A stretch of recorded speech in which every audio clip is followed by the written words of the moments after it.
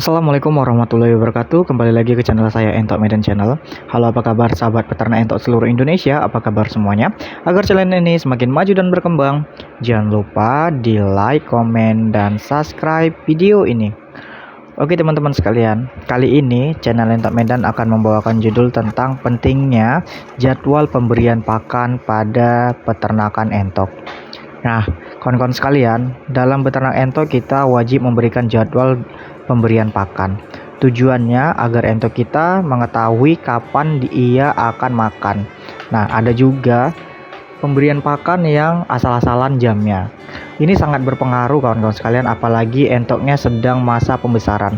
Nah, kalau biasanya kita memberikan makan di jam 8, alangkah baiknya kita terus-menerus memberi pakan itu tidak berubah-ubah ya, tetap di jam 8. Setelah telatnya itu ya di jam 8.30 ataupun di jam 9, telat 1 jam ya tidak apa-apa, tapi jangan sampai terlalu telat. Karena entok kita sebenarnya sudah kelaparan sekali teman-teman. Jadi dia memang bergantung sekali dengan apa yang kita berikan di kandangnya. Apalagi kawan-kawan sekalian itu yang kandangnya sempit, umbarannya sempit. Jadi entok kita tidak bisa mencari pakan-pakan tambahan di sekitaran kandang. Nah, jadi kalau di kandang saya itu biasanya saya buat itu di jam 8 ataupun di jam 9. Nah, kalau di sore hari wajib di jam 5 sore. Jadi entoknya pemberian pakannya terjadwal. Jadi dia tidak berisi di area kandang, apalagi zaman sekarang itu lahan-lahan peternakan itu sempit, terlalu dekat dengan rumah-rumah warga. Jadi lebih baik kita menjaga agar entok kita tidak terlalu bising dan tidak mengganggu lingkungan sekitar. Nah, jadi entok ini sebenarnya juga berisik ya kawan-kawan sekalian kalau memang dia sedang kelaparan. Jadi pakan itu memang saya jadwalkan di 2 jam tertentu. Jadi di pagi hari di jam 8 atau jam 9 sampai dengan di jam 5 sore. Kalau pemberian pakannya kita telat-telat ataupun asal-asalan ya kadang di jam 8, sorenya kadang-kadang di jam 6 ataupun kadang-kadang di jam 4, sesempatnya aja, istilahnya sesempatnya kawan-kawan aja pemberian pakannya itu sangat berpengaruh dengan proses pertumbuhan, apalagi yang lagi membesarkan entok itu sistem pembesaran, maka pertumbuhannya akan terlambat walaupun pakannya kita berikan sama porsinya. Jadi entok ini sudah terlanjur kelaparan, jadi nutrisi-nutrisi ataupun lemak-lemak yang sudah dikumpulkan selama lebih kurang mungkin 1 bulan pembesaran itu bisa menyusut dikarenakan pemberian kita yang selalu terlambat. Jadi entoknya sudah kelaparan dahulu sampai ada yang telat 1 jam atau 2 jam, itu biasanya entoknya sudah mulai lemas karena terlalu banyak teriak-teriak ataupun lari ke sana kemari karena memang dia sedang kelaparan. Nah, jadi apalagi untuk beternak entok di sistem pembibitan ataupun menghasilkan anakan entok, sering sekali terjadi indukan yang sedang mengeram itu keluar sesekali ke area petarangan ataupun di area kandang umbaran kita untuk memakan pakan yang sudah kita sediakan. Sering kali terjadi pakan yang di tempat biasa kita letakkan itu sudah kosong ataupun waktunya dia jam makan pakannya tidak ada. Jadi biasanya induk ini mencari makanan ataupun pakan-pakan tambahan di daerah umbaran nggak ada, malah dia makan telurnya sendiri. Jadi ada juga kan penyakit indukan, kok kenapa sih sering makan telurnya sendiri, kenapa sih, apa sebabnya? Nah, ini salah satu penyebab utamanya karena pada saat dia sedang mengerami, dia kan mengerami itu kadang-kadang nggak keluar 1 hari itu cuma sekali keluar hanya untuk makan, ataupun kadang dia mau, kalau dia sudah mau menetaskan telur kadang mau 2 hari 3 hari baru mau keluar dari tempat petarangan telurnya. Ya dia sedang lagi lapar-laparnya pas lagi main ke tempat makannya, ternyata nggak ada sama sekali pakan yang tersedia di situ. Karena kita terlambat dalam proses pemberian pakan. Nah, itu dia karena sudah tidak tahan lagi dengan rasa laparnya biasanya memakan telurnya sendiri. Jadi memang indukan apalagi pada saat mengeram itu memang butuh nutrisi juga teman-teman sekalian. Janganlah sampai indukan kita yang lagi mengeram itu bobot badannya susutnya terlalu drastis, jadi dia kurang sehat, sistem reproduksinya pun nanti bakalan lama lagi pada saat dia sudah menetaskan telur. Jadi ini biasanya kan setelah menetaskan telur itu paling enggak 3 minggu itu udah mau bertelur lagi. Kalau induknya sehat kita langsung dipisahkan atau dikarantina indukannya, tidak dicampur dengan jantan, itu biasanya 3 minggu atau 2 minggu sudah mau badannya sudah mulai gemuk, sudah mau mulai mau bertelur lagi. Tapi kalau entoknya terlalu kurus, maka dia mau ngetrek teman-teman sekalian, pertumbuhannya ataupun bertelurnya mau berhenti, kadang mau 1 bulan karena dia ingin menggemukkan badannya dulu karena terlalu kurus. Pada saat dia mengeram harus benar-benar kita perhatikanlah kesehatan entok ini, khususnya pada kawan-kawan sekalian yang masih pemula dalam beternak entok.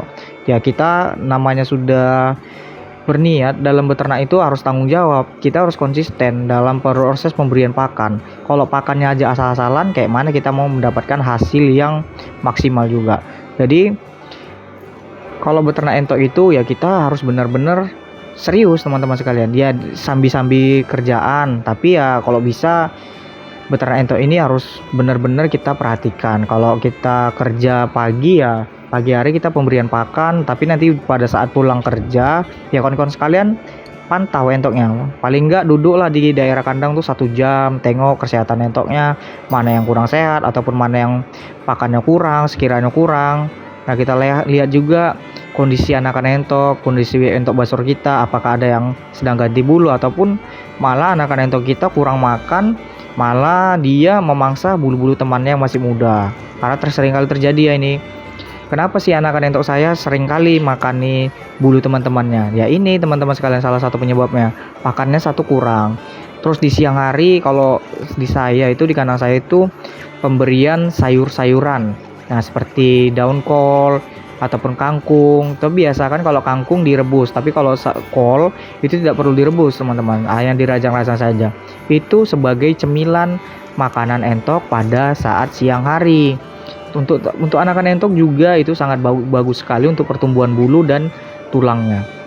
Jadi tulangannya padat, bobot badannya cepat dapat untuk dijual kilogram.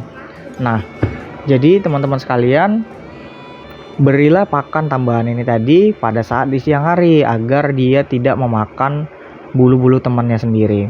Nah karena juga kadang-kadang anak-anak entok ini karena dia masa pertumbuhan makannya banyak.